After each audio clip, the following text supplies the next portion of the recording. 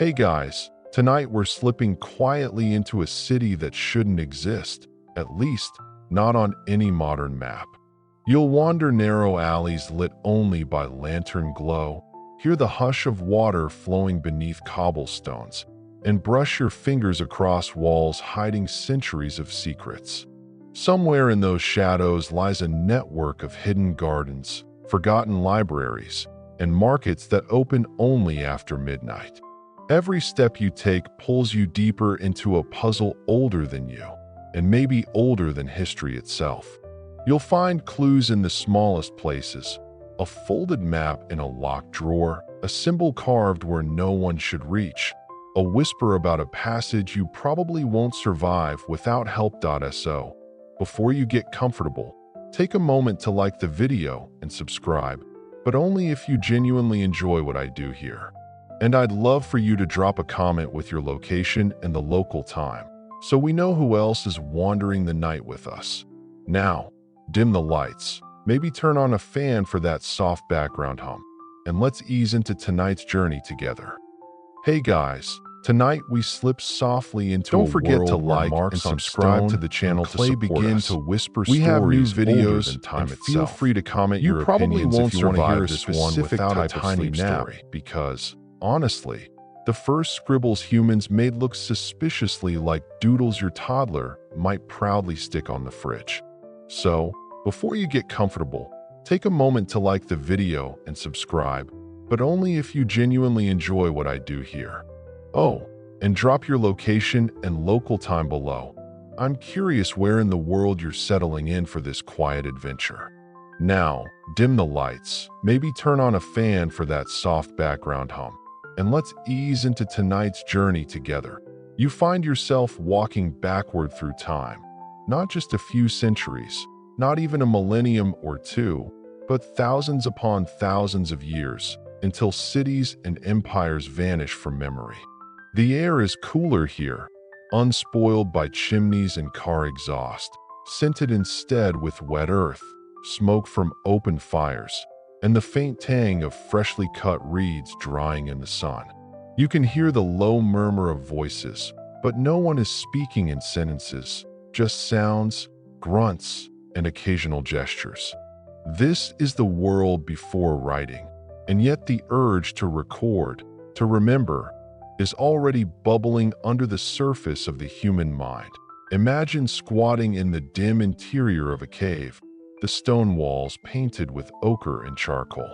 A figure beside you leans forward with a piece of sharpened Don't forget flint, to like carving and subscribe to the deliberate channel to grooves support into us. a flat We slab have of new rock. videos. The and marks feel are free to simple, comment your opinions if you want to hear a dots, specific type of chevrons, sleep story. but each one holds a meaning shared by the people of this place. Maybe it's a record of how many animals were hunted, or a reminder of where the best berries grow.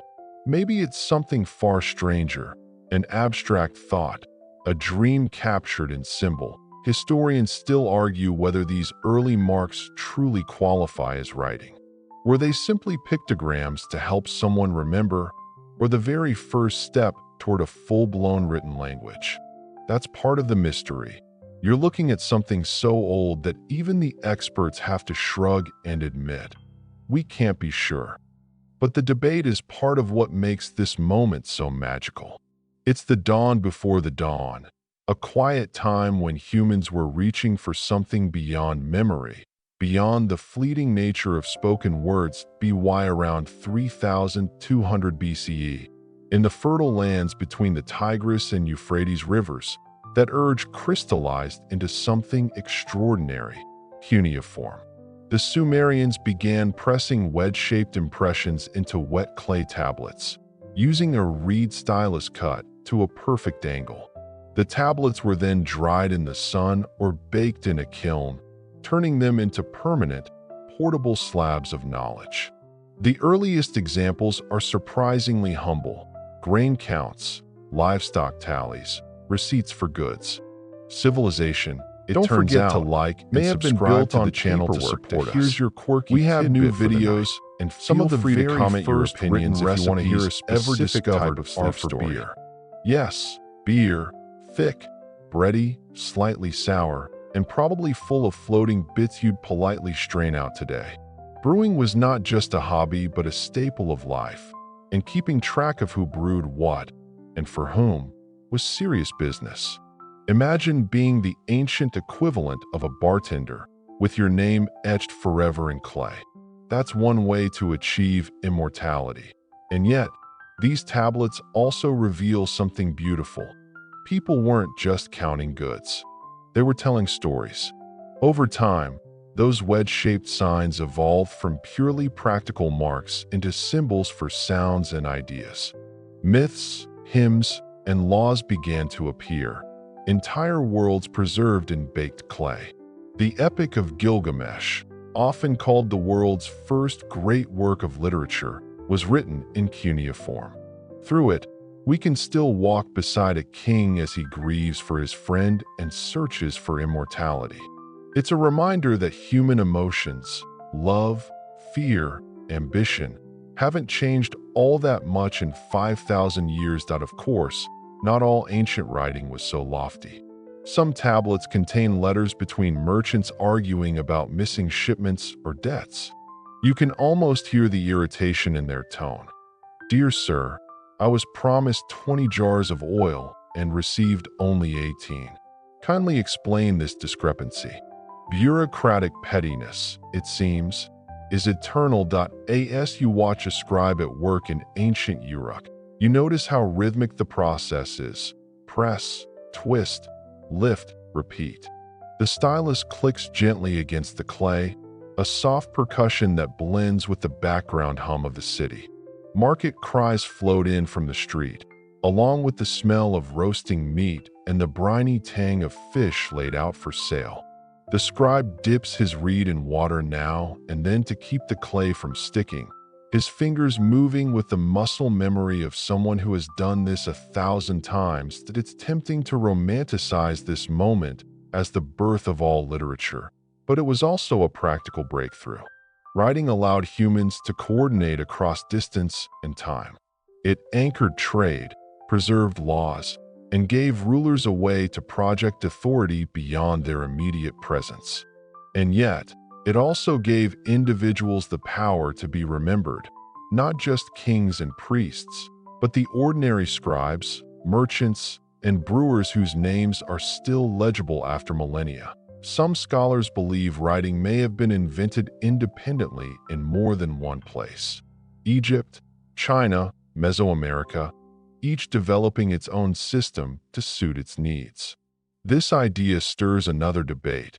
Was writing inevitable, or was it a lucky accident in a few key locations? You sit with that thought for a while, feeling the weight of clay tablets in your hands, the grooves still sharp under your fingertips despite their age. Before you leave this moment, take one last look at those earliest marks. They are humble, yes, but also monumental. Without them, there would be no history, only scattered memories, fading with each generation. Every story you've ever read, every law that's ever been written, every song lyric scribbled in a notebook owes something to these first experiments in capturing thought on a physical surface. And as you step away, the sound of the stylus against clay fades, replaced by the softer rhythm of your own breathing. Those marks will still be here tomorrow, and the day after, and for thousands of years to come, quietly telling anyone who cares to listen, we were here. You leave behind the mud brick cities and baked clay tablets of Mesopotamia, following the soft murmur of a wide, slow-moving river. The air grows warmer, richer with the scent of wet reeds, fresh silt, and something faintly sweet carried on the breeze. Before you, the Nile unrolls like a shimmering ribbon under the relentless Egyptian sun. Green fields hug its banks in narrow bands, while beyond them the golden desert stretches endlessly, the heat making the horizon dance. The Nile is more than a river, it's a living clock. It rises and falls with the seasons, feeding the land and deciding whether a year will be generous or cruel.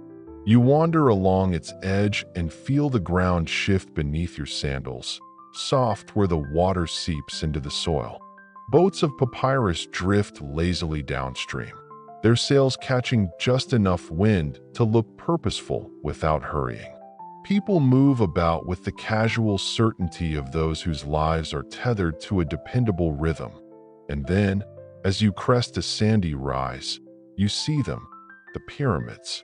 They stand so still they seem to hum, their sharp edges cutting into the brilliant blue sky. Even from a distance, the scale plays tricks on you. Your brain knows they're huge, but only when you see the tiny, ant-like figures of people near their base do you grasp their true immensity. Historians still argue whether these colossal tombs were purely monuments of power or intricate spiritual machines designed to help pharaohs ascend into the afterlife. Whatever their purpose, their permanence is staggering. You draw closer, feeling the heat radiate from the stone, the air shimmering around it. Each block is enormous, and there are thousands, hauled here somehow, without the benefit of trucks or cranes. Modern theories suggest a combination of ramps, sledges, and sheer human will, but part of you wonders if the ancient Egyptians didn't just have a secret they never told anyone. After all, they were masters at keeping mysteries. Nearby, in the shadow of the great monuments, life is busy in quieter ways. You duck into a shaded courtyard where a scribe sits cross-legged with a strip of something pale and fibrous in his lap. This is papyrus, a miracle of simplicity.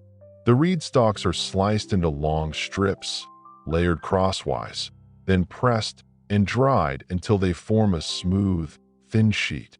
On this surface, the scribe draws careful hieroglyphs with a reed pen dipped in black ink made from soot and gum. Here's your quirky fact for the evening. Among the many medical remedies recorded on papyrus scrolls, one involves using crocodile dung as a contraceptive. Yes, you heard that right.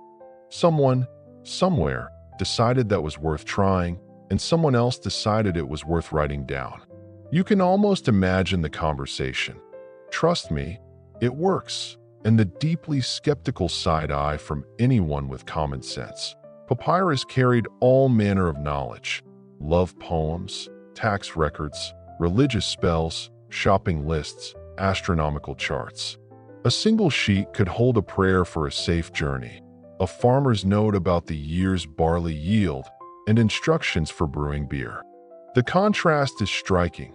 On one hand, the towering permanence of the pyramids, built to last forever. On the other, the fragile, easily torn papyrus sheets meant for everyday use. And yet both have survived to tell us stories. Historians still puzzle over just how literacy spread in ancient Egypt. Was reading and writing a privilege limited to the elite, or was it more common than we assume?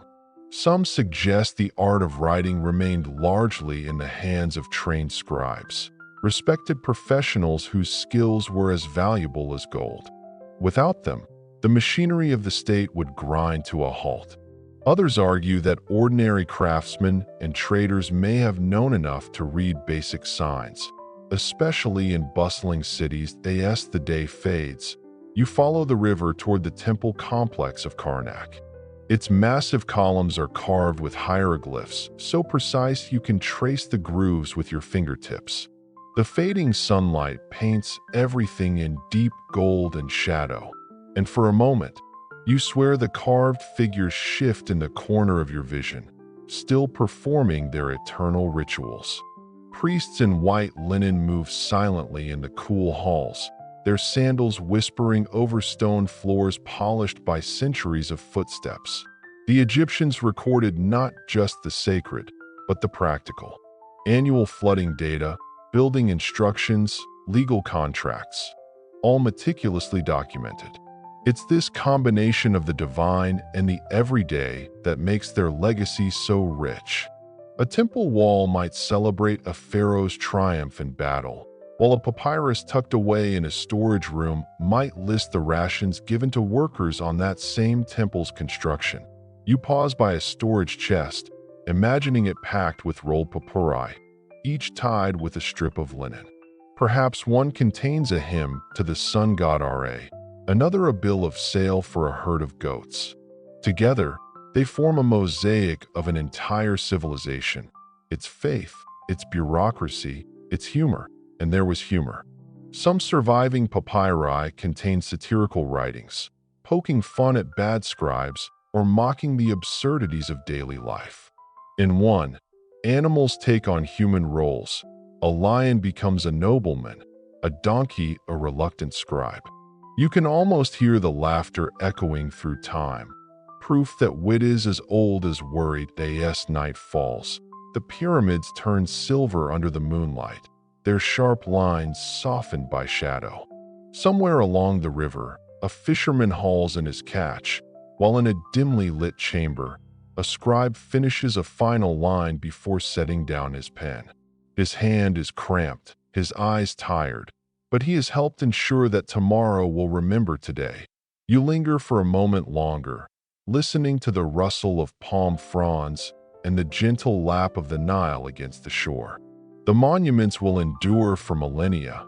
The papyrus may crumble in decades, but both are threads in the same vast tapestry of human memory. And as you step away, you can feel the weight of that memory, light as a reed, heavy as stone. You follow the faint sound of laughter and sandals on stone streets, and the warm, dusty air shifts into something sharper, saltier. The sea is close now, carrying a breeze that smells of fish and sun-baked wood. Before you, Athens begins to take shape. The city seems to rise naturally from the hills, crowned with the gleaming marble columns of the Parthenon, catching the afternoon light like a crown of ivory. Here, in the heart of ancient Greece, curiosity is almost a civic duty. You stroll through the agora, the city's bustling marketplace, where merchants call out in sing-song voices and the scent of grilled fish mingles with the fragrance of fresh figs. Philosophers gather in shaded corners, robes brushing the dusty ground, engaged in heated debates that might last all day. One man gestures so wildly you're worried he'll knock over the amphora of olive oil next to him. Historians still argue whether these public discussions were truly open to anyone, or if the famed birthplace of democracy was more exclusive than the romantic image suggests. That in one corner, a small crowd encircles a man scribbling diagrams in the dust with a stick. You lean closer and realize he's talking about geometry, explaining how the sides of a triangle relate, his voice rising with excitement. That's the thing about Athens. Ideas are treated like currency, traded freely in the open air. Socrates himself might stroll past at any moment, stopping to ask you why you believe the things you do, and refusing to accept "I just feel like it" as an answer. But philosophy isn't the only game in town. The city thrives on play as much as pondering. You hear the rhythmic thud of leather balls being tossed in an early form of keep away, the slap of sandals and foot traces, and the grunts of young men wrestling on a sand-covered court. The Olympic Games are still centuries from their most elaborate form, but the spirit is alive here, testing the body, delighting in movement, celebrating human skill. Here's your quirky tidbit for tonight. Ancient Greeks played a board game called Petia, which was a mix of strategy and sheer stubbornness.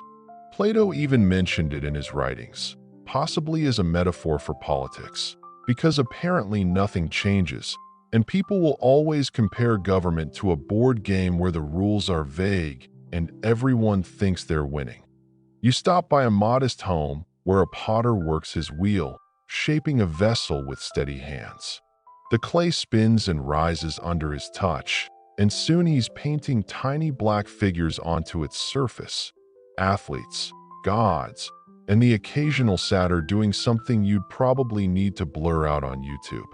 Every pot tells a story, and every story travels, carried to other ports and cities. This is how culture spreads. One amphora, one song, one overheard idea at a marketplace stalled in the evenings, Athenians gather at the theater. You join the crowd as the sun sinks low, the stone seats still warm from the day's heat. On the stage below, masked actors perform tragedies and comedies, their voices carrying across the open air. Historians still puzzle over the mask's exact role. Were they just for visibility, or did they help the actors channel the emotions of the roles they played? The comedies are especially sharp, poking fun at politicians, philosophers, and even the audience itself. You can hear the ripple of laughter, the kind that says, "We all know it's true, but no one says it out loud." Athens also thrives on its connection to the sea. You wander down to the Piraeus, the city's busy port, where ships with painted eyes on their prows bob gently against wooden piers. Sailors shout in languages you can't quite place, hauling in goods from distant islands: wine, honey, bright fabrics. The salty wind catches at your hair, and you realize that this flow of trade is what fuels the city's appetite for ideas. Merchants bring not just goods, but stories, philosophies, and gods from across the Mediterranean. The more you explore, the more you feel how intertwined thought and life are here. An afternoon conversation in the agora might inspire a new law, or a pottery workshop might produce a design that travels hundreds of miles, sparking imitation elsewhere. In Athens, knowledge isn't locked away in temples or palaces. It's out here in the streets, mixed with the smell of grilled fish and the echo of sandals on stone. And yet, for all its brilliance, the city is not without its contradictions. The democracy so often praised is built on the labor of slaves. The philosophers who ponder the nature of justice sometimes ignore the injustices in front of them. Historians still debate whether the Athenian Golden Age was truly golden for everyone, or just for the few who held power. As twilight deepens, the Parthenon glows against the darkening sky, its columns casting long shadows.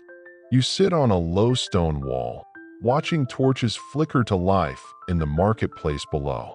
Somewhere, a flute begins to play, the notes rising and falling like a soft conversation.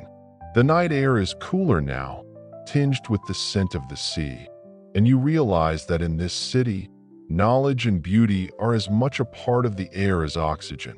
Before you drift away from Athens, you tuck away a final memory: the sight of a young student standing alone in the agora, clutching a wax tablet and stylus, watching the older philosophers with wide eyes. He hasn't yet spoken in the debates, but you can tell, one day he will.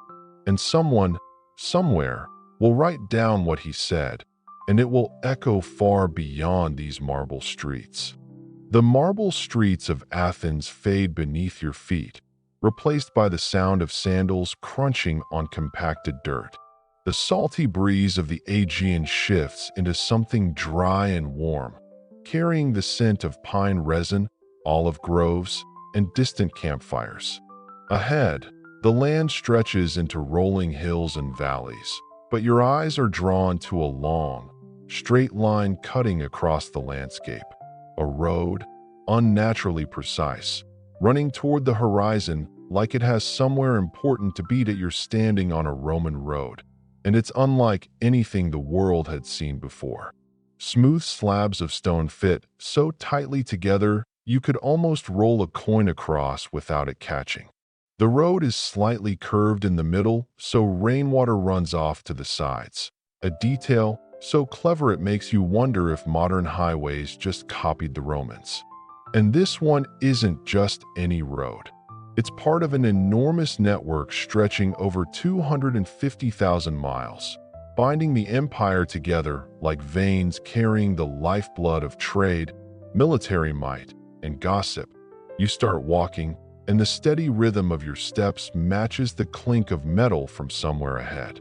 A column of legionaries comes into view, marching in perfect formation, shields and helmets flashing in the sun. They pass with the efficient air of men who know exactly how far they can march in a day, about 20 miles, by the way, and exactly how much bread, cheese, and wine they'll need to get there.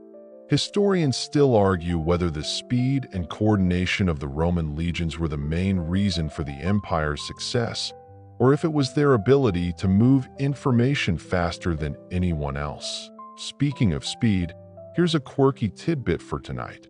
The Romans had a postal service called the cursus publicus, where messages could travel up to 50 miles a day via relay riders.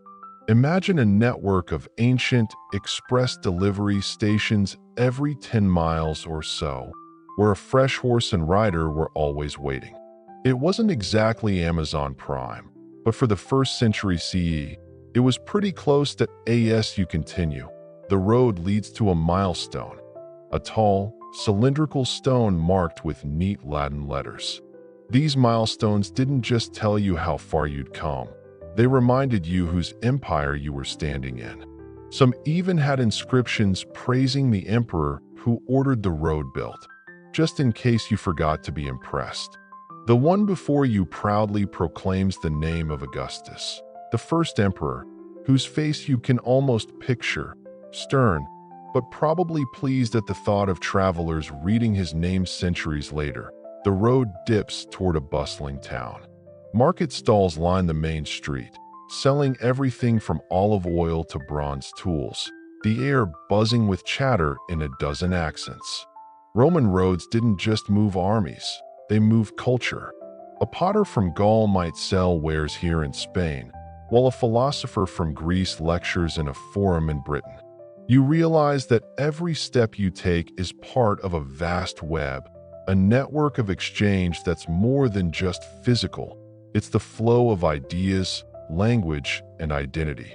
The towns along these roads were like living service stations.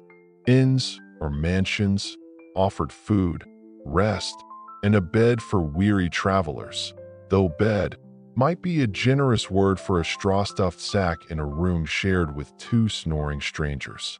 Stables kept fresh horses ready, blacksmiths repaired carts, and taverns provided wine, gossip, and the occasional brawl. You duck into one now, and the cool, dim interior smells of wood smoke and spiced meat. A trader at the next table boasts about how he got figs cheaper in Naples, while another swears his cousin saw a sea serpent off the coast of Crete. Outside, the sun begins to sink, casting long shadows across the road. You imagine it at night, silent except for the distant bark of a dog, the occasional creak of a cart wheel, and the muffled conversation of travelers huddled around a fire.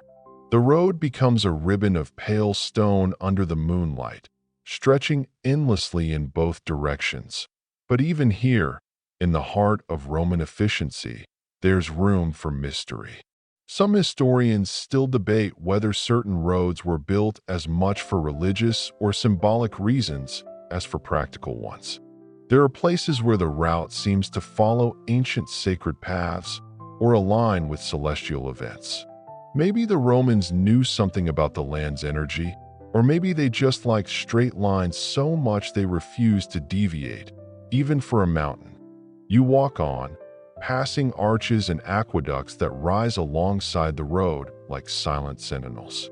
The aqueducts are especially mesmerizing. Stone channels carrying fresh water for miles with nothing but gravity and engineering brilliance. You run your hand along the cool stone, feeling the grooves worn by centuries of weather and touch. The road eventually leads to Rome itself, the eternal city where all these routes converge. Standing at the Forum, you realize that every cobblestone beneath your feet is part of a system designed not just for movement, but for permanence. Roads meant that orders from the emperor could reach the edge of the empire in days instead of weeks. They meant armies could arrive before a rebellion got out of hand. And they meant that someone in Britain could drink wine from Greece, served in a cup made in North Africa, all without thinking twice. As night falls over the empire, you take one last look at the glowing line of the road disappearing into the dark. It feels alive, like a vein carrying the pulse of a civilization that, for all its flaws, understood something vital. If you want to rule the world, you have to connect it first. The solid, sun-warmed stones of the Roman road fade beneath your feet, replaced by the uneven sway of a wooden deck. The air is sharper now, filled with the tang of salt, the sting of cold wind, and the deep creak of timber under strain. Somewhere overhead, gulls wheel and cry, their voices thin against the crash of waves. You grip the railing instinctively, not because you feel unsafe, but because you're aboard a Viking longship, and the North Sea is in no mood to be gentle tonight. The ship is sleek, narrow, and impossibly fast-looking even at rest. Its dragon-headed prow snarls into the spray as if daring the waves to try something. Shields hang neatly along the sides, their round shapes catching glints of gray light filtering through the clouds. Oars extend like the legs of a centipede, dipping in and out of the water with the rhythm of a well-rehearsed song. The rowers grunt softly in time, their breath visible in the cold air. The Vikings are not just raiders, though the stories of plunder and fire have made them legendary. They are traders, explorers, settlers, and storytellers. Historians still argue whether their expeditions were driven more by necessity, seeking farmland, resources, or opportunity, or by a restless spirit that simply couldn't stay home. Either way, the result was the same. These longships carried Norsemen from the fjords of Scandinavia to the coasts of Britain, France, and even the rivers of Russia. You watch as the helmsman, standing at the stern with one gloved hand on the steering oar, shouts a brief command. The rowers lift their oars in unison, and the ship glides forward under the pull of a square, woolen sail dyed a deep crimson. The sound changes, less splash, more rush, as the wind takes control. It's a smoother ride than you expected, almost hypnotic, the hull slicing through the gray water with an elegant hiss. Here's your quirky tidbit. Viking ships were so well designed that modern boat builders have studied them for efficiency. Their shallow drafts allowed them to sail not only across oceans, but up rivers barely deep enough to wet your knees. That meant they could raid inland towns without warning. One day you're enjoying a peaceful market morning. The next you hear the unmistakable rhythm of oars on water and realize you're about to have a very bad day. But tonight, there is no raid, only a voyage. The crew settles into a steady pace, and someone begins to hum a low, droning tune. It grows, joined by voices up and down the benches, until the ship seems to move in time with the song. You catch words you don't understand, but the tone is unmistakable. This is a song meant to keep men working together, to pass the time, to remind them of home. In the prow, a young man sits sharpening his axe with a whetstone. The blade glints in the dim light, but his expression is calm, almost bored. You realize that for him, this is routine, just part of life. The Vikings' reputation for ferocity was real, but so was their skill in farming, carpentry, and trade. In some ports, they were as welcome as any merchant, bringing fine furs, amber, and walrus ivory to exchange for silver, wine, and silk. As the day wears on, you dock at a small settlement along a rocky shore. The longship slides up onto the beach without a dock or pier. Its shallow hull makes it as comfortable on sand as in water. The crew hauls it higher, then unloads barrels, sacks, and a few wooden chests. The settlement smells of smoke and salted fish, its low, turf-roofed houses blending almost seamlessly into the hillside. Women tend cooking fires, children chase each other around the boats, and an old man repairs a net with quick, sure fingers. Inside one of the longhouses, the warmth is immediate and almost overwhelming after the cold air outside. The fire pit in the center glows with orange light, casting flickering shadows on the wooden beams above. People sit on benches covered in furs, passing around bowls of steaming stew.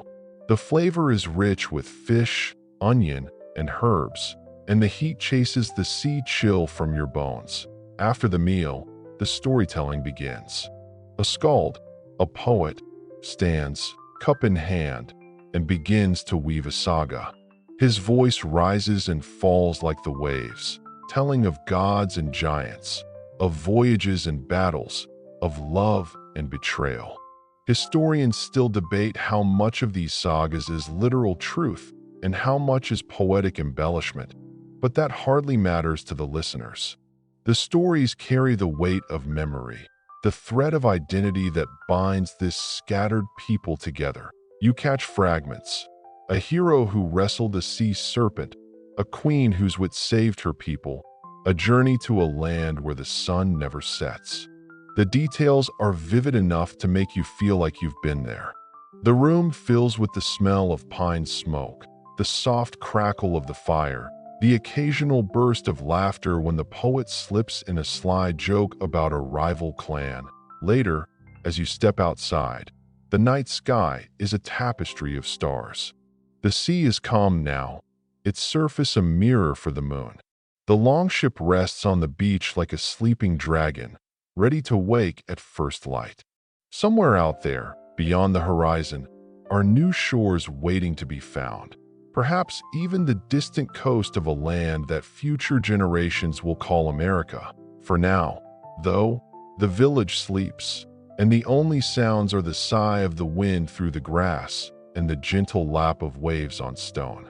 You feel the pull of the sea in your chest, a quiet restlessness that explains why these people could never stay in one place for long. The chill of the northern shore fades into the warmer bustle of a cobbled square. The air here is heavy with scents that clash and mingle. Freshly baked bread still warm from the oven, sharp whiffs of goat cheese, tangy pickled cabbage, and, somewhere unpleasantly close, the unmistakable aroma of a fish that's seen better days. That you're standing in the middle of a medieval market, and it's alive in every sense of the word. People move in slow tides, clustering around stalls where merchants shout over each other, each insisting their goods are better, fresher, or more blessed than the rest. A man in a faded green tunic is hawking bright copper pans. Next to him, a woman stirs a pot of thick, steaming stew, offering wooden spoons of it to anyone willing to part with a coin. The market is more than a place to shop. It's the heartbeat of the town. Historians still argue whether these gatherings began primarily as religious fairs tied to saints' feast days or as purely economic hubs. Either way, the result is the same. Everyone comes here eventually, whether to buy, sell, gossip, or simply see who's in town. You wander past a spice merchant's table, where cinnamon, saffron, and cloves sit in neat little piles, guarded like treasure. And they might as well be treasure. Spices this rare have traveled thousands of miles, changing hands more times than you can count, each transaction adding to their price. The merchant lets you inhale from a small pouch of nutmeg, and for a moment the noise and smells of the market vanish, replaced by the warm, almost festive scent. Here's your quirky tidbit. Medieval markets often had a scolding stool, a literal chair used to punish dishonest traders or gossipers by dunking them into a river. Imagine trying to sell an overpriced chicken while keeping one eye on the town beadle, just in case your haggling crosses the line. Some stalls sell goods you expect: vegetables in wicker baskets, bolts of rough wool, freshly caught fish laid out on beds of damp straw. Others are stranger, a man with a cage of live geese, each making their irritation very clear, a tinker with knives sharp enough to shave hair, and a healer selling jars of honey infused with herbs guaranteed to cure melancholy, toothache, and unruly husbands. You suspect only one of those claims holds water. The square itself is ringed by timber-framed buildings with overhanging upper floors, their windows thrown open to let out the warm smells of stewing meat and burning oak. From an upstairs window, A small boy leans out, shouting down to someone in the crowd, probably his mother, while dodging the flick of her broom when she spots him. Money changes hands in all shapes and forms: silver pennies, copper farthings, and the occasional barter of goods instead of coin. You see a woman trade a basket of eggs for a length of ribbon, both walking away looking equally pleased. Somewhere nearby, a deal is being struck for a horse, the buyer inspecting its teeth with the seriousness of a man choosing a ship for an ocean voyage. Entertainment thrives here, too. At one corner of the square, a juggler keeps 3 wooden clubs spinning in the air, bowing whenever a coin lands in the hat at his feet. Next to him, a fiddler plays a tune so lively you almost forget the muddy ground beneath your boots. A few dancers join in, their shoes splashing through puddles without care. Markets are also where news travels fastest. You overhear scraps of conversation, rumors of a distant war, whispers about a noble scandal, and the excitement that the next fair will bring a troupe of actors performing tales of King Arthur. In a world without newspapers or radio, this is how information spreads: messy, loud, and often wildly inaccurate, but always compelling to eye. In the center of the square, the town crier rings a handbell and unrolls a sheet of parchment. His voice cuts through the din as he reads the latest proclamations: taxes due by month's end, a curfew in place until the harvest festival, and a reward for anyone who finds the mayor's missing hunting dog. The reward, 3 silver coins, draws more murmurs than the tax news, which tells you everything you need to know about priorities here. You make your way toward the edge of the market, where the noise dims slightly and the smells lean more toward livestock than cinnamon. Farmers are selling pigs, goats, and the occasional stubborn donkey. A man demonstrates the strength of a young ox by making it pull a cart in a tight circle to the applause of potential buyers. The animal looks unimpressed by the whole displayed as the day wears on. The market slowly begins to wind down. Merchants pack their goods, some more successful than others. A bread seller still has loaves to move, so she drops the price in half, selling out within minutes. Children dart between the legs of weary shoppers, scavenging fallen apples or crusts of bread. When the last stall's close, the square feels suddenly bigger, emptier. Bits of straw, wilted vegetables, and muddy footprints are all that remain to mark the day's commerce. But the air still hums faintly with the energy of hundreds of voices, as if the market itself remembers. You step away, pockets a little lighter, stomach full from a shared bowl of stew, and head toward the narrow, winding street that will carry you deeper into the medieval world. Somewhere ahead, a tower bell strikes the hour, echoing off the stone walls like the town's slow, steady heartbeat. The narrow street you follow curls like a ribbon between tall, timber-framed houses, their upper floors leaning inward, as if whispering secrets above your head. A faint haze hangs in the air, not the gentle, comforting smoke of a hearth fire, but something sharper, more urgent. The scent of burning pitch and scorched wood snakes toward you, prickling the back of your throat. You round a corner, and there it is. The fire.it begins innocuously enough. A single building with flames licking out from its roof, a crowd gathering with buckets in hand. But this is a medieval town, where streets are cramped, buildings are mostly timber, and roofs are thatched with tinder-dry straw. One ember on the wind is all it takes, and you watch as it leaps across the street like a mischievous sprite. Someone shouts for the bucket chain to move faster. Men, women, and even children pass brimming pails from the nearest well, their hands slick from spilled water, their faces lit by the orange glow. Historians still argue whether organized fire brigades truly existed in towns like this, or whether it was always down to neighbors grabbing whatever they could before the flames took everything. Tonight, it feels more like desperation than organization. The The roar grows, a living thing that feeds hungrily. Sparks spin upward, joining the black smoke billowing into the night. You feel the heat from meters away, the kind that seems to suck the air from your lungs. Somewhere behind you, someone is crying out names, maybe family trapped inside, maybe neighbors too stubborn to flee, and then you notice something grimly ironic. In an attempt to save valuables, people are hauling heavy chests, barrels, and sacks into the street. But as the fire spreads, those same belongings block the bucket chain, slowing the one hope they have of stopping it.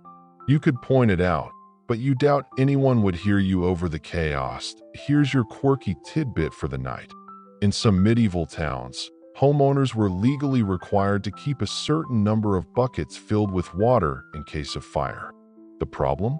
Buckets made of leather were prone to shrinking and cracking if left dry too long.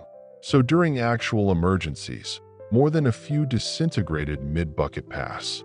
You can imagine how well that went over. The flames jump again, carried by a sudden gust that rattles shutters and sends a rain of sparks clattering against the cobbles.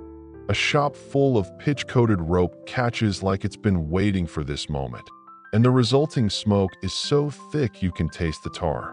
People cough, pulling cloths over their mouths, but they don't stop. The sound of splashing water becomes rhythmic, almost hypnotic, a futile heartbeat against a growing inferno. You spot a man in a long woolen tunic clambering up onto a roof, swinging an axe to hack away burning thatch. It's brave, maybe even noble, but one slip and he'll be swallowed whole. The crowd watches him as if his determination alone might halt the fire's advance. A few even cheer when a section of smoldering straw tumbles harmlessly to the street.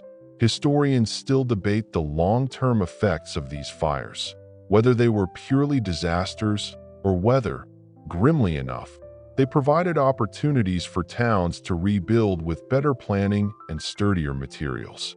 You're not in the mood for academic detachment right now, though. Right now, it's just heat, smoke, and the pounding urgency of survival. The church bell tolls, slow and deep, not for worship this time, but as an alarm. Each peal rolls through the narrow streets, calling more townsfolk to the fight. Some come with buckets, others with long poles to push down burning walls before they can ignite their neighbors. A few carry valuables wrapped in blankets, faces pale, and eyes darting between fire and family. You turn to see where the wind is pushing the flames next, and your stomach sinks. The path leads straight toward the market square you wandered earlier. You picture the spice merchants' little piles of cinnamon and saffron turning instantly to ash, the copper pans melting into formless lumps, the timber stalls crumbling like paper. And then you remember the bread seller's laugh, the fiddler's song, and you feel the loss before it's even happened. Somehow, against all odds, the bucket chain holds. It's not graceful. Water sloshes out, people trip over debris, someone drops a pail entirely, but it's relentless. They tear down a burning house to make a fire break, sacrificing one home to save 20. The air fills with the sharp scent of wet ash as steam billows up, ghostly and white against the night. Hours pass in a blur. Your arms ache just watching the constant passing of buckets. The crowd thins as some collapse from exhaustion, replaced by fresh hands. Eventually, the fire shrinks, hissing like an animal denied its prey. The last flames are beaten down, leaving only smoking ruins and the occasional stubborn ember that's quickly drowned. When it's over, silence settles heavy over the town. The kind of silence that isn't peace so much as shock. People stand in the street, faces streaked with soot, eyes reflecting the glowing remnants. Someone starts to sing, a slow, mournful hymn, and the sound catches, spreading through the crowd until it feels less like grief and more like defiance. You walk past what used to be the rope shop, now a pile of charred beams. Past the market stalls, most reduced to blackened frames. past the corner where the fiddler had played, now eerily empty. But amid the wreckage, you see people already talking. Where to rebuild, who can spare wood, whose well will be used for the next few days. That's the thing about fire in a town like this. It's devastating, yes, but it also becomes part of the story, woven into the memory of the place like a scar that proves survival. And in some stubborn, smoke-scented way, the town feels even more alive for it. You keep walking away from the lingering heat, towards streets where the cobbles are cool and the air carries the faintest promise of dawn. Somewhere far ahead, a new day waits. The air shifts as you step into the great stone hall, its vaulted ceiling disappearing into shadow above. Torches burn along the walls, their flames steady despite the soft murmurs that ripple through the gathered crowd. The scent is a curious blend of beeswax, fresh rushes scattered underfoot, and something faintly metallic, perhaps from the polished armor gleaming at the edges of the room. This is no ordinary gathering. It's a coronation. You move closer, careful not to brush against the richly robed nobles whose garments glitter with tiny threads of gold and silver. Each wears an expression carefully curated for the occasion, a mix of reverence, anticipation, and, for some, the faintest shadow of ambition. Everyone here knows that a coronation is as much about politics as it is about ceremony. At the far end of the hall stands the throne, tall, carved from oak so old it's darkened almost to black. Behind it hangs the royal banner, its colors deep and rich in the flickering light. But it's the dais before the throne that holds your attention. Upon it kneels the soon-to-be crowned monarch, their head bowed, hands resting lightly on a cushion embroidered with the kingdom's crest. The clergy step forward first, their robes heavy with embroidery that seems to shimmer as they move. One carries the crown, a circlet of gold so bright it seems to glow, set with gems that catch the torchlight in sudden flashes. Another holds a vial of sacred oil, its stopper sealed with wax. The murmurs fade until the hall is still enough that you can hear the faint creak of leather as soldiers shift their weight. The anointing begins. A single drop of oil is traced upon the monarch's forehead, then their hands. The scent of it, frankincense, myrrh, and something earthier, drifts toward you, warm and strange. This is the moment when ceremony turns into something more than pageantry. The anointing is said to confer divine favor, binding ruler and realm in a covenant both sacred and unbreakable. The crown follows. It is lifted high so all may see, then lowered slowly until it rests upon the monarch's head. You notice the subtle way their shoulders straighten, the faint tightening of their grip on the cushion as the weight settles. It's not just metal and jewels. It's the tangible burden of expectation, of every law they will pass, every battle they will fight, every judgment they will render. Here's a quirky detail for tonight. In some medieval coronations, the king or queen would swear to protect widows and orphans as part of their oaths. The practical effect of this vow varied wildly depending on the ruler, but it does add a rather human touch to the grandeur of the occasion. The oaths are spoken, each one echoing through the great hall. Fealty to the laws of the realm, justice for all subjects, defense of the faith.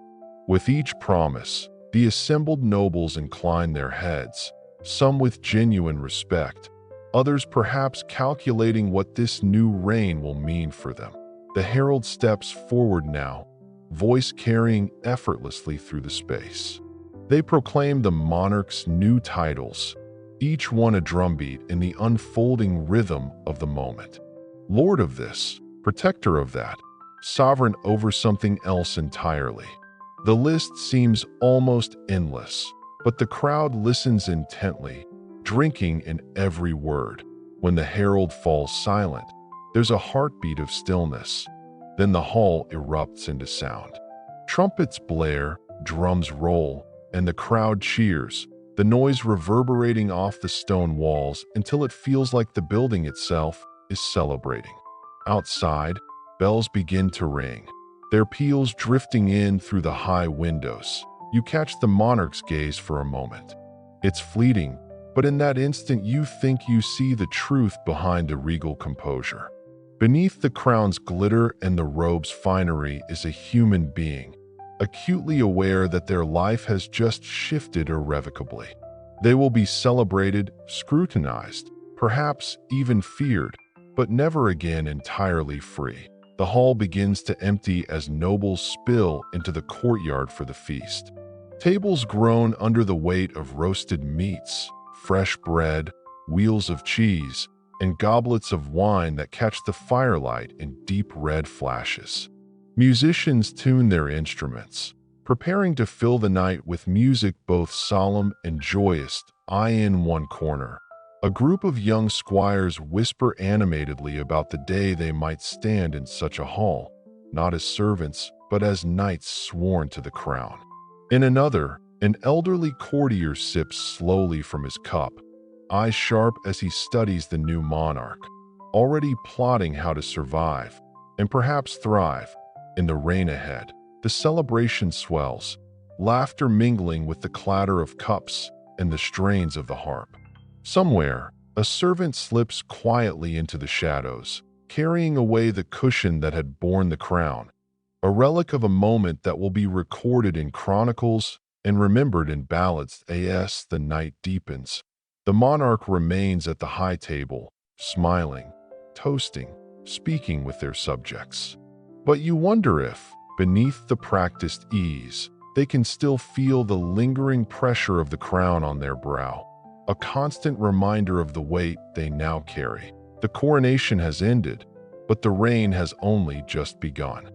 The scent of salt hits you before you even see the water, sharp, briny, and tinged with that faint metallic tang of the open sea. Your boots crunch over pebbles and driftwood as you make your way down the shore, where a wooden pier stretches into the choppy gray expanse. At the far end, your ship waits, her hull broad and dark, rigging creaking as the wind pulls at the sails. She looks both sturdy and impatient, as if she knows there's an ocean to cross and is eager to be gone. You step aboard, the timbers shifting slightly beneath your feet. The deck smells of tar and wet rope, the boards worn smooth from years of voyages. Crew members move with the easy precision of people who've done this 1,000 times. Coiling lines, securing barrels, checking the rigging for any hint of fray. Overhead, gulls wheel and cry, their calls both mournful and excited, as if they sense the coming departure. The captain stands near the wheel, a figure weathered by years at sea. Their coat is patched in places, but each repair is careful, almost loving. The captain greets you with a nod, eyes sharp as they take in the horizon. Wind's fair, they murmur, almost to themselves. We'll make good time. You glance toward the shoreline one last time. A few onlookers stand watching, some waving, others simply staring. You imagine the countless farewells whispered on this pier, some joyous, some final. The ropes are loosed, the sails catch, and with a groan of wood and a splash of foam, you're underway. The rhythm of the sea takes over almost immediately. The ship rises and falls beneath you, each swell carrying you farther from land. The wind hums through the rigging, a low, constant sound that mingles with the slap of waves against the hull. The motion is oddly soothing, like being rocked in some enormous cradle. For tonight's curious fact, did you know some medieval sailors believed that carrying a piece of bread in your pocket could protect you from drowning? Not exactly cutting-edge life-saving technology, but the logic was simple. Bread represented life, and superstition has a way of sticking when the stakes are high. The days settle into a rhythm. Mornings are busy, checking the sails, adjusting course, patching anything the sea has tried to tear loose. Afternoons stretch wide and slow, The horizon, an endless line where water meets sky. Sometimes you catch sight of dolphins riding the bow wave, leaping effortlessly alongside, as if to remind you that this is their home. At night, the stars come out in numbers you've never imagined, scattered so thick across the sky it feels like you could scoop them up with both hands. One evening, as you stand at the rail, the captain joins you. They point toward the dark water and begin to speak of the line, that invisible division sailors claim to sense when crossing into unfamiliar waters.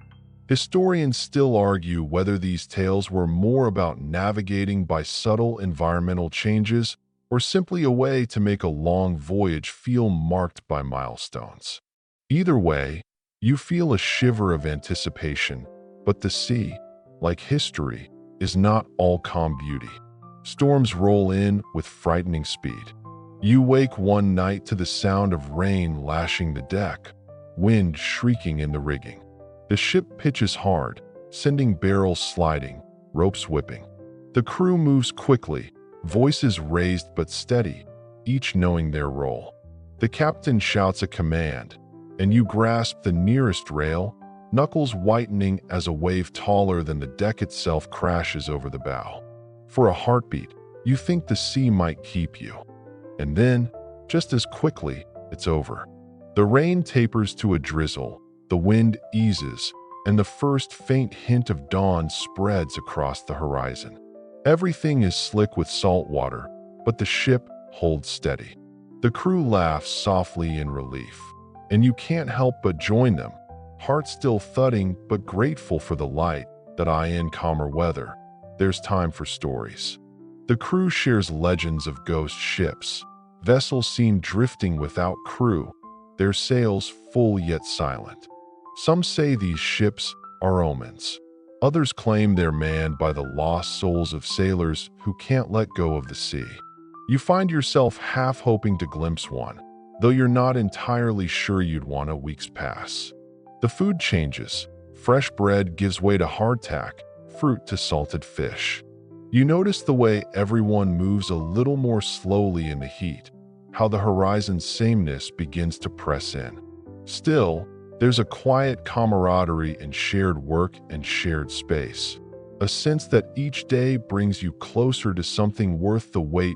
One morning, the lookout's cry splits the air. Land. You rush to the bow, squinting into the sun.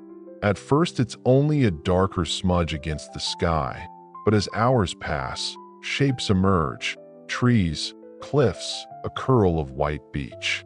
Excitement ripples through the crew, a current as strong as the tide. The ship eases into a sheltered bay, the anchor drops, and the water around you stills. You can hear the distant crash of waves against the shore, the call of unseen birds. After so many days of nothing but sea and sky, the land looks impossibly rich, almost unreal. You take a deep breath and realize the scent has changed. The salt is still there, but now it's laced with greenery, with soil, with the promise of something new that you've crossed into the unknown, and the adventure is just beginning. The first steps onto the dock feel almost strange after so many days at sea. Solid ground is steady in a way the rolling deck never was. Yet your legs still sway, as if the earth itself has decided to join in the ocean's dance. The air here is warmer, heavier, thick with the scent of spices and wood smoke. Somewhere close by, someone is roasting something fragrant. Meat, perhaps, or fish. Its savory aroma curling into the humid breeze. Ahead rises the city, not a sleepy harbor town, but a true capital, a place that radiates confidence from its wide streets to its towering gates. The buildings climb upward in a jumble of stone and wood, their walls painted in rich colors that have faded only slightly under the sun. Rooflines bristle with flags, each catching the wind and snapping sharply, symbols of guilds, noble houses, and military pride. You join the slow-moving procession entering through the main gate. passing under a carved stone arch so massive it feels as though it might swallow the crowd. The guards here wear polished breastplates, their spears tipped with gleaming metal, eyes scanning every newcomer. You notice that while their stances are rigid, their expressions aren't unfriendly. They know their city's wealth and stability speak for themselves. The streets are alive in a way that almost overwhelms you. Merchants call out from stalls overflowing with goods. Bolts of deep-dyed cloth, heaps of fruit in colors so vivid they seem painted, baskets spilling over with strange shells and polished stones. You pass a smithy where the ring of hammer on anvil blends with the rhythmic whoosh of bellows, the air hot with the smell of worked iron. Children dart between the legs of shoppers, chasing each other with sticks and bursts of laughter. For tonight's historical fact, some cities in the medieval world maintained public bathhouses not only for hygiene, but also for business and politics. Imagine negotiating a treaty while scrubbing your elbows. That's efficiency. If not exactly elegance, in the heart of the city stands the Great Plaza, a broad square paved with patterned stones that must have taken years to lay. At its center rises a monumental fountain carved into the shape of a massive sea creature, part fish, part lion, its mouth spouting water into a wide basin. People gather here to talk, to trade, to listen to the latest gossip brought in by travelers like you. You hear bits of conversation, news of a border skirmish, a royal betrothal, and, most intriguing, rumors of a mysterious artifact recently brought in from distant lands. Historians still argue whether such tales were clever merchant tricks to draw attention, or whether genuine treasures truly shifted the balance of power between kingdoms. Either way, you make a mental note to keep listening. The city is also home to quieter wonders. You wander into a narrow lane lined with booksellers, their shelves groaning under the weight of parchment and scrolls. The air smells faintly of ink and dust, and the shopkeepers handle their wares like fragile treasure. Here, ideas are as valuable as gold, and you sense that the right piece of knowledge could be as dangerous or as powerful as any weapon. But the grandeur has its shadows. In the poorer quarter, the cobblestones give way to packed dirt, the buildings lean closer together, and the air grows heavier. Here, the market stalls sell smaller, plainer goods. The clothes are patched, the smiles more guarded. Yet there's still life. Children skipping rope, an old woman selling sweet pastries from a tray balanced on her hip. Music drifting from a tavern doorway where a man strums a battered lute. The day stretches long as you explore, your mind buzzing with the contrast. The city's layers of wealth and want, tradition and ambition, beauty and grit. By evening, the streets glow with lantern light, the air warm and humming with voices. Somewhere in the distance, fireworks pop, scattering brief blooms of red and gold across the dark sky. You end the day at a small and tucked behind a main street, its sign painted with a leaping hare. Inside, the walls are hung with woven tapestries depicting scenes of past battles and grand hunts. The innkeeper, a stout woman with quick hands, serves you a bowl of stew so thick your spoon nearly stands upright. As you eat, you can't help overhearing the table beside you, where a group of merchants are whispering about a ship due in tomorrow, carrying goods from a place even farther than your own journey. Later, in your small room, you lie on the straw-stuffed mattress, listening to the city breathe, distant laughter, the clop of hooves on stone, the faint rush of the fountain's water. The walls smell faintly of cedar. The window lets in a square of moonlight, and for a moment, you let yourself simply exist here, in this city at the height of its power, knowing that tomorrow may change everything. The morning light in this city feels different, filtered through the thin veil of mist that rises from the river, It softens the edges of towers and rooftops until the whole skyline seems painted in watercolor. You wake early, perhaps because the inn's bed creaked with every shift, or perhaps because the murmur of merchants setting up their stalls drifted through your window before dawn. Either way, the day calls, and you follow it. Your first destination is not the Grand Market or the Palace Gates, but something much quieter, the Scholars' Quarter. You find it by following streets that grow steadily narrower, the bustle fading into the gentle rustle of parchment and the scratch of quills. The buildings here are taller, their facades less colorful than those in the main square, yet you can feel the wealth in the craftsmanship. Carved lintels, stone steps worn smooth by centuries of careful feet. It's here you discover the door. At first, it seems like any other: dark wood, iron hinges, a brass knocker shaped like a serpent biting its tail. But the door isn't quite flush with the wall, as if it hides more than just the room beyond. When you push it open, the scent that meets you is unmistakable, a deep, warm blend of leather, parchment, and candle wax. Inside is the library, not a public one, but a private collection. The space is dim, lit only by slanted shafts of light filtering through narrow windows. Books and scrolls crowd every available surface, stacked in precarious towers and slotted into shelves that climb higher than you could reach without a ladder. The silence here is the kind that hums, alive with potential, as if each book waits for the right pair of hands to wake it. The figure emerges from between two shelves, an elderly man in a robe that looks older than some of the books. His eyes are sharp, though his voice is soft, and he greets you as though he's been expecting you. Without asking your name, he gestures toward a small table piled with bound manuscripts. Some of these, he says, have not seen daylight in 100 years. For tonight's mainstream historical fact, in medieval Islamic cities, private libraries could rival the holdings of entire universities, with wealthy patrons competing to acquire rare texts from across continents.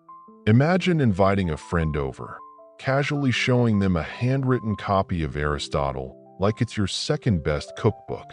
The scholar invites you to read, and as you leaf through the brittle pages, you notice curious things: marginal notes written in tiny, cramped hands, symbols you can't place, even what looks like a faded map of a coastline that doesn't match any. You know that he watches you closely, almost amused, before muttering something about the ones who listen to paper.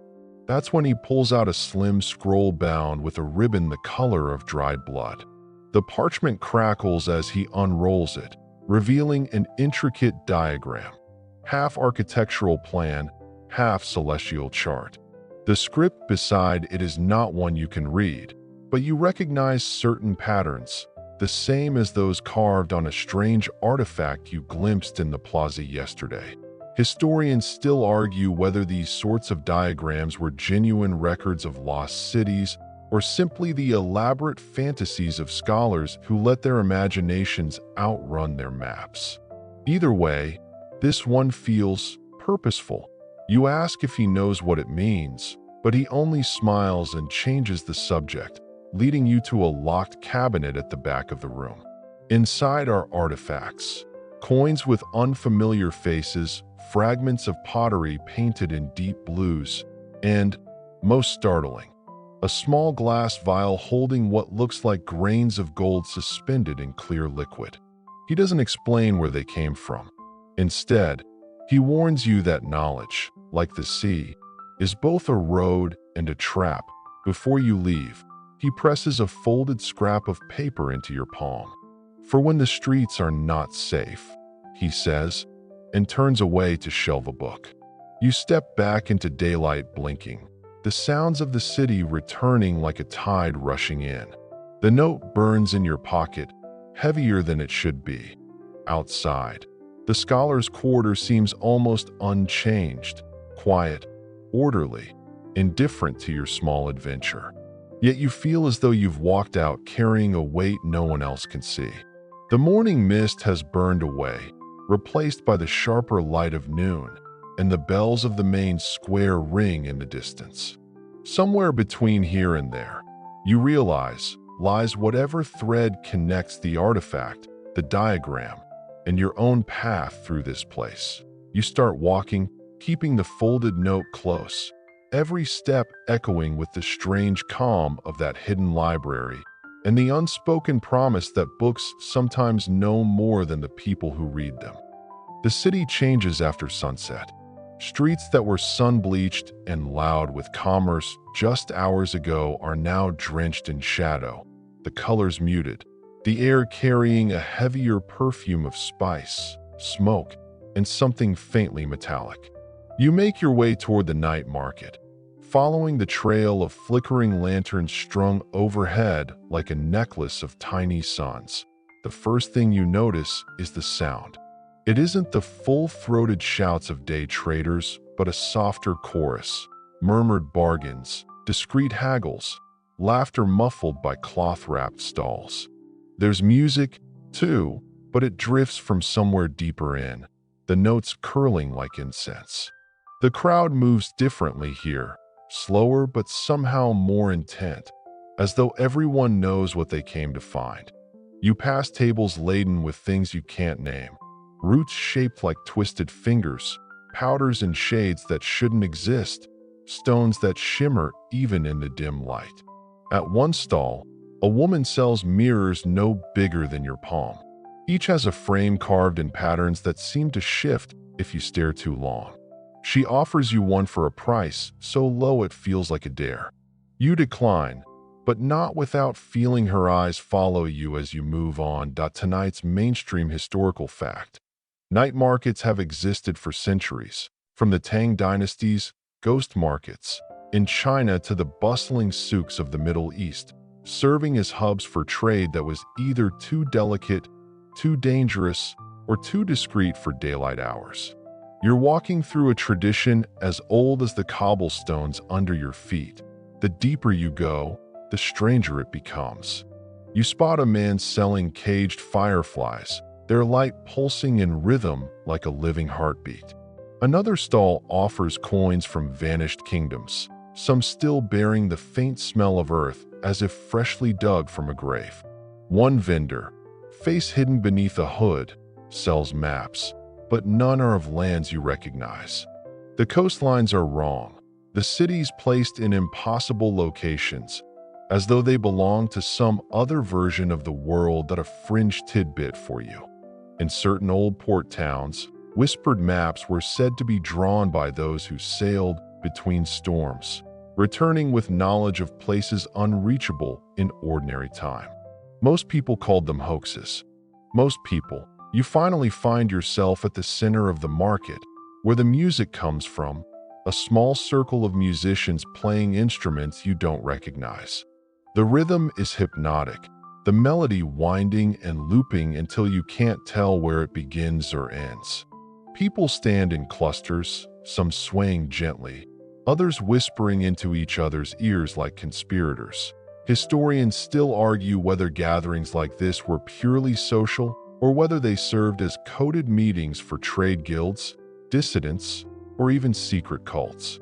The truth is probably less romantic, or maybe more, depending on your appetite for risk. That you're about to move on when you catch a fragment of conversation from two figures standing nearby. You can't make out the words, but you recognize a symbol one of them traces in the air, the same looping mark you saw on the scholar's scroll earlier today. They notice your glance, and just like that, the conversation ends. You keep walking, pretending not to care, though every nerve is suddenly alert. At a stall selling lanterns shaped like blooming flowers, the vendor slips you a folded scrap of parchment along with your change. No words, just that same looping mark again, drawn in ink that glistens faintly even under the weak lantern light. That you're starting to wonder if you've wandered into something far more layered than an ordinary city's nightlife. You pocket the mark, feeling its edges against your fingers like a tiny, constant reminder. The market begins to thin as the night grows heavier. Some vendors pack up, while others seem only to be warming up, their lamps burning brighter, their voices lower. You take the long way out, passing a man roasting chestnuts over a small brazier. The smell is comforting, grounding you just enough to realize you've been holding your breath for the last few minutes. When you finally step beyond the last stall, the sudden quiet is jarring. The city feels empty out here, save for the distant hiss of the river against its banks. You can still hear the faint music behind you, but it's fading, like a dream you're already starting to lose. You glance once more at the folded mark in your hand, wondering whether to follow where it leads, or whether you already have.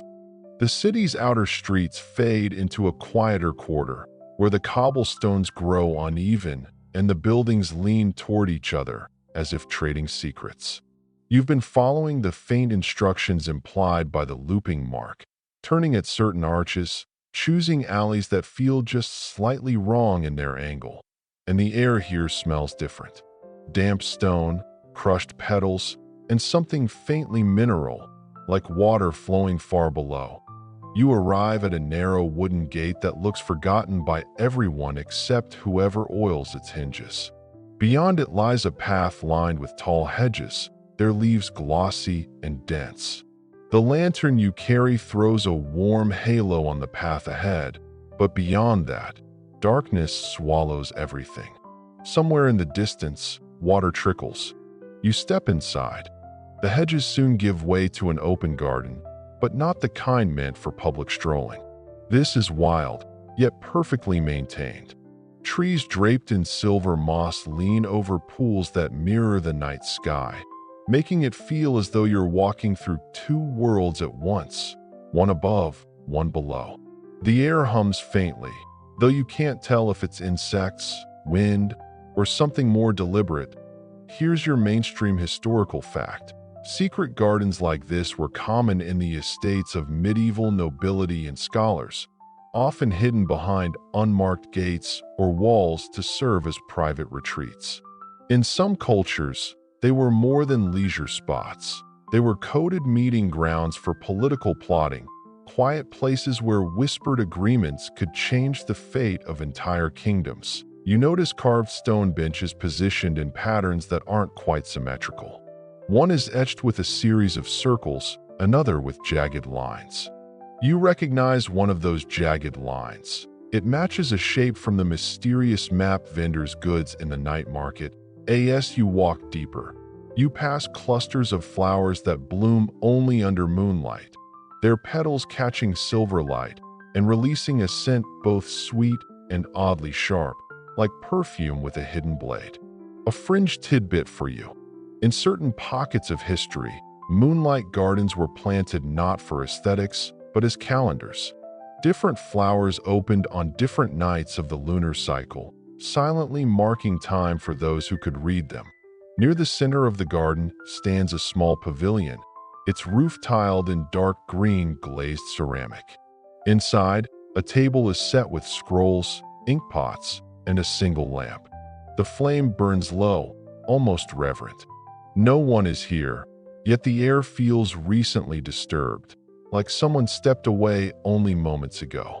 You feel the pull of curiosity, but also the faint prickling of caution. Historians still argue whether spaces like this were truly neutral zones, where opposing factions could meet without fear, or whether they were elaborate traps, places where someone could disappear without a sound and without witnesses. The debate isn't likely to end soon, and standing here, you understand why on the table lies a small wooden box. Its lid is carved with that looping mark again, this time surrounded by stars. You hesitate, then open it. Inside are smooth river stones, each painted with a different symbol, some you've seen before, some entirely new. Beneath them is a scrap of parchment with a single phrase in a language you can't read. The ink smells faintly of pine. The pavilion is silent except for the soft hiss of the lamp. You pocket one of the stones without fully knowing why, feeling its cool weight anchor you in the moment. The garden seems to shift subtly around you. shadows growing longer, air growing warmer. You glance toward the hedges, but the path you entered through is no longer visible. Instead, another path has emerged, lined with pale stones that catch the moonlight and glow faintly. It leads toward the far side of the garden, where an arched trellis covered in flowering vines frames the darkness beyond. Something in your gut says that's the way forward. You take a slow breath, catching one last whiff of the moon-blooming flowers, and follow the glowing path. Behind you, the lamp in the pavilion flickers once, then dies, plunging the center of the garden into darkness. The trellis looms closer, the flowers' scent intensifying, until you step through and find yourself somewhere else entirely. The air changes the moment you step through the trellis, cooler, drier, tinged with the faint aroma of old paper and something metallic, like coins handled too often. Your footsteps no longer crunch on garden gravel, but land softly on smooth, worn stone. The glow that guided you here fades, leaving only the steady light of wall-mounted oil lamps spaced at even intervals. The passage ahead slopes downward. You trail your fingers along the wall, feeling the subtle grooves cut into it. Not random scratches, but deliberate marks, as if someone long ago carved a code into the stone itself.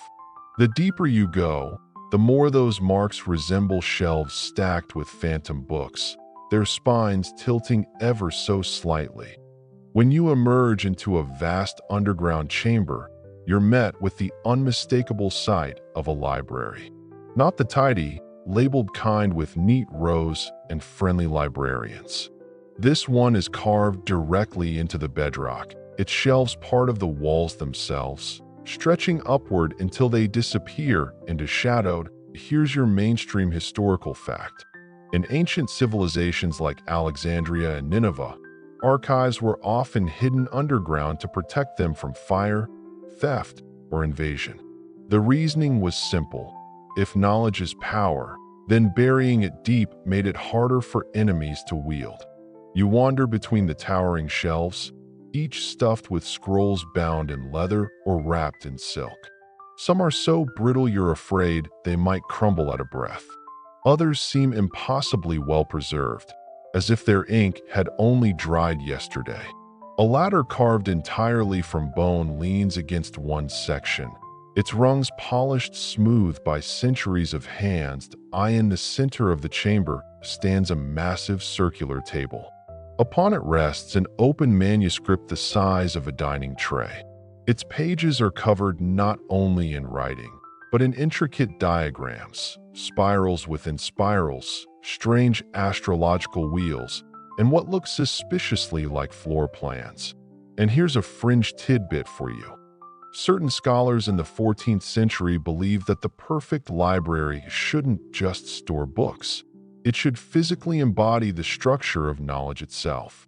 Rooms were designed in geometric patterns, sometimes with proportions mirroring those of the human body, so that walking through them was an act of reading the space. You trace the diagrams with your eyes, realizing one of the floor plans matches the moonlit garden you just left. Another resembles a cluster of market stalls, including the one where you first saw the looping mark. The others are unfamiliar, but the hair on your arms rises at the thought that you might be inside a web of interconnected places, each one mapped in this book. Somewhere high above, something stirs. A faint rustling, too heavy for paper, too rhythmic for rodents. You glance up, but the ceiling remains swallowed in darkness. Historians still argue whether hidden libraries like this were truly meant for preservation or for control. Was the goal to safeguard knowledge for future generations, or to hoard it so only a select few could decide who learned what? Standing here, the idea that someone could keep this entire archive hidden for centuries feels both awe-inspiring and faintly unnerving. On the far wall, you notice a spiral staircase disappearing downward, its iron railing twisted into looping patterns you recognize. You approach, but a small lectern at its base catches your attention. Upon it lies a single, loose parchment, a translation of a passage from the massive manuscript that it reads. The door will open when the right weight is placed in the keeper's palm. You look down at your hand. The stone from the moonlit garden still rests in your pocket, cool and heavy. Your breath slows. You step toward the staircase, every creak of the iron echoing in the vast chamber. The lamps below burn brighter, casting a warm glow that beckons you further down. The air grows warmer, tinged with the scent of beeswax and something older, dust that hasn't been disturbed in centuries. At the base, you find a small alcove with a stone pedestal carved into the shape of an open hand. You place the moonstone in its palm. The stone sinks slightly, and somewhere inside the wall, gears begin to turn. A section of the floor shifts, revealing a hidden doorway leading into darkness. You take one last glance at the silent library behind you, then step forward. The door closes softly behind you, leaving only the faint glow ahead to guide you deeper. The passage ahead narrows, forcing you to slow your pace. The walls are smooth, cool to the touch, and faintly damp, with tiny veins of mineral catching the dim light from lanterns mounted in carved niches. The air smells earthy, like a forest after rain, mingled with the lingering sweetness of the moonlit garden you passed hours ago. Every step echoes softly, amplifying the quiet and heightening your awareness of the hidden mechanisms humming just beyond the stone. At the end of the corridor, you enter a circular chamber.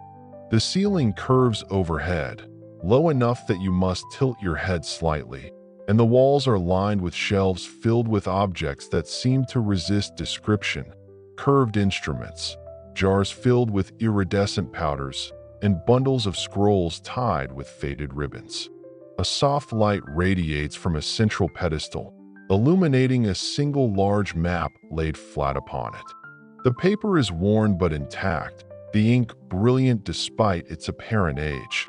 The map depicts the entire city and its surroundings, but it's not a simple rendering. Streets curve in impossible arcs, waterways branch like veins, and hidden pathways, marked only by subtle symbols, hint at secret locations you've already encountered. You notice the looping mark again, scattered across the city in key points: the Scholar's Library, the Night Market, the Moonlit Garden. It's a network, a web linking spaces you thought were separate. A mainstream historical fact. Maps have long been used as tools of control. From medieval port cities to Renaissance kingdoms, rulers commissioned cartographers to chart territories, trade routes, and secret passages, knowledge that could win wars or secure trade dominance. Some of these maps were public, but the most valuable often remained hidden in private collections, accessible only to a chosen few. You kneel over the map, tracing the paths with your fingers. Each symbol seems to vibrate faintly under your touch, almost as if it recognizes your awareness. You recall the stones from the hidden garden, the scroll from the scholar, and the parchment slipped to you in the night market. They were all pieces of this puzzle, leading you here, connecting threads across time and space. A fringe detail. Certain secret societies believed maps could guide not just movement through geography, but movement through fate. The paths were as much spiritual as physical, marking decisions, opportunities, and the unseen consequences of one's actions.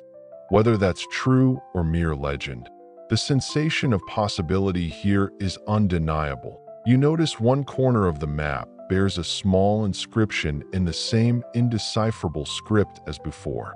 You try to read it aloud, and your voice seems to reverberate unnaturally. The air shimmers faintly, and suddenly, a hidden compartment in the pedestal opens. Inside lies a small, intricately carved box. You lift the lid and find a tiny, delicate compass. The needle quivers, then points steadily in one direction, forward. Historians still argue whether devices like this were purely symbolic, meant to guide thought and decision, or whether some were practical tools of navigation shrouded in ritual. Holding the compass, you feel a mixture of both, a physical guide and a talisman of sorts, bridging the tangible and the unseen. You take a deep breath, feeling the weight of the journey behind you and the pull of the unknown ahead.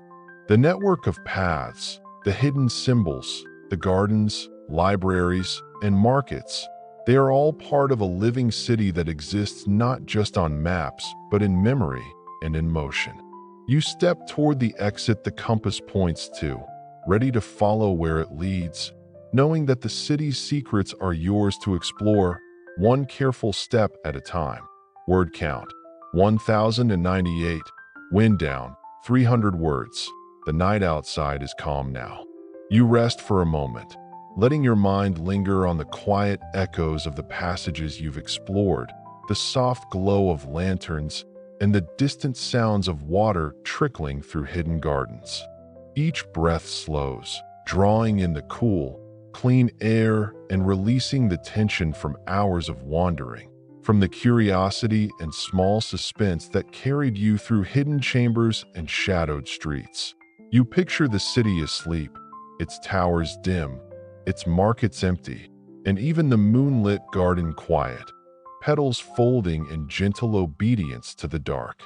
Somewhere deep underground, the library waits, patient, full of secrets you may one day return to. But for now, there is only rest.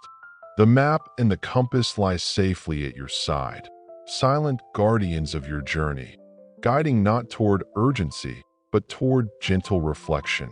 Imagine the water from the distant river, its soft lap against the docks, or the rustle of leaves in the hidden garden. The natural rhythms of a world moving slowly, steadily, unhurried. Let these images drift through your mind, replacing the day's tension with the serenity of observation, the quiet thrill of knowing a secret world exists just beyond what most can see.